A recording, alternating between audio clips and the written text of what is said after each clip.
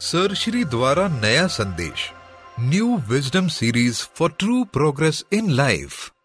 हमारे दो मन है, कॉन्शियस और सबकॉन्शियस माइंड। पर मन हमेशा नेगेटिव विचार करता है। ईश्वर ने यह नेगेटिव माइंड क्यों बनाया है? हाँ, यस। कई लोगों के अंदर ये सवाल होता है कि ईश्वर पॉजिटिव है तो ये नेगेटिव बनाया ही क्यों गया, और हमारे मन में नेगेटिव विचार आते ही क्यों है, ये नहीं किया होता तो क्या होता था। तो इसको भी समझें। एक चित्रकार को आप बोलो कि ब्लैक कलर यूज़ ही मत करो ड्राइंग में, वो क्या बोलेगा? बोलेगा ब्लैक कलर मैंने बनाया है तो बुरा है इसलिए नहीं बनाया है। इस ब्लैक का उपयोग करके मैं अपने चित्र में 3D इफेक्ट लाता हूं। इस ब्लैक का रोल है क्लासरूम में।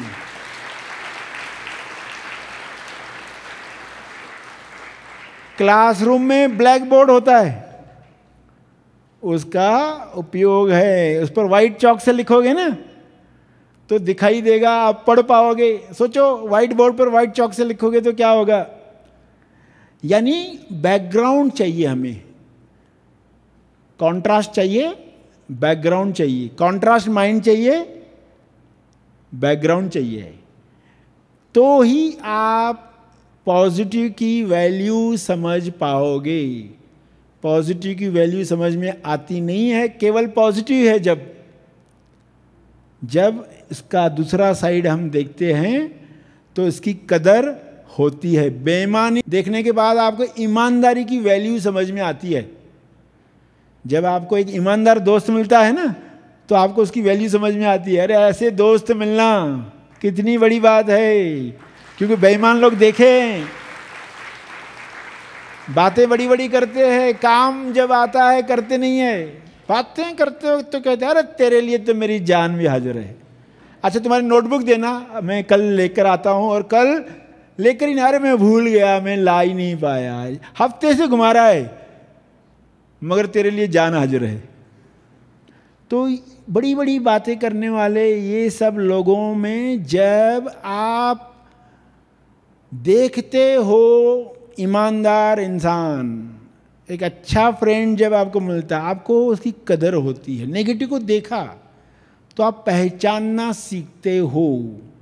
यानी नेगेटिव इसलिए है ताकि आप पहचान पाओ अपने अंदर की सच्चाई को, अंदर की अच्छाई को आप सही तरीके से जज कर पाओ।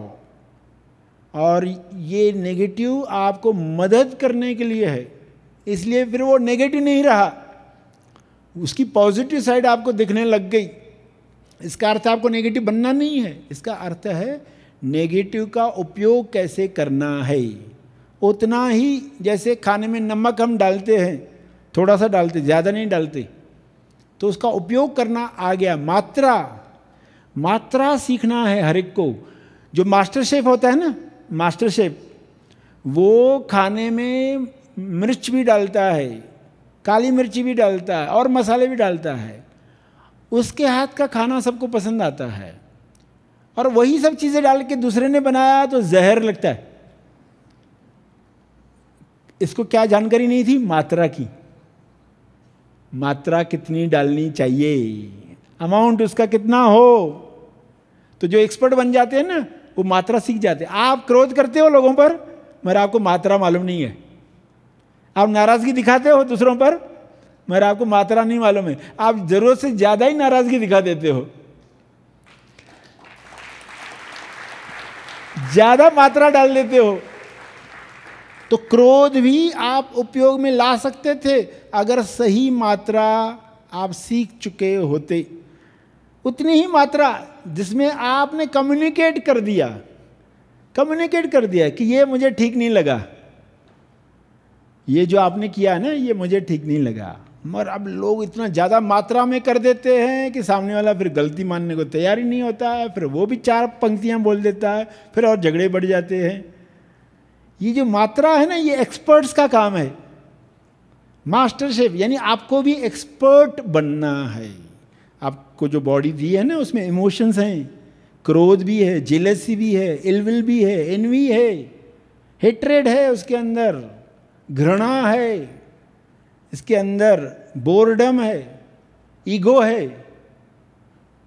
मगर क्या हमें सही मात्रा मालूम है? अगर उपयोग करना है तो कितनी मात्रा होनी चाहिए उसकी? तो मात्रा समझने के लिए तो आपको अवेयरनेस के साथ जीना पड़ता है। अवेयरनेस लाओ अपने जीवन में। जब भी आप कुछ काम कर रहे हो ना, सफाई, अपना रूम साफ कर रहे हो, खुद को कहो मैं अब माइंडफुलनेस के साथ अपना रूम साफ करूंगा, माइंडफुलनेस के साथ नहा धोकर तैयार हो जाऊंगा।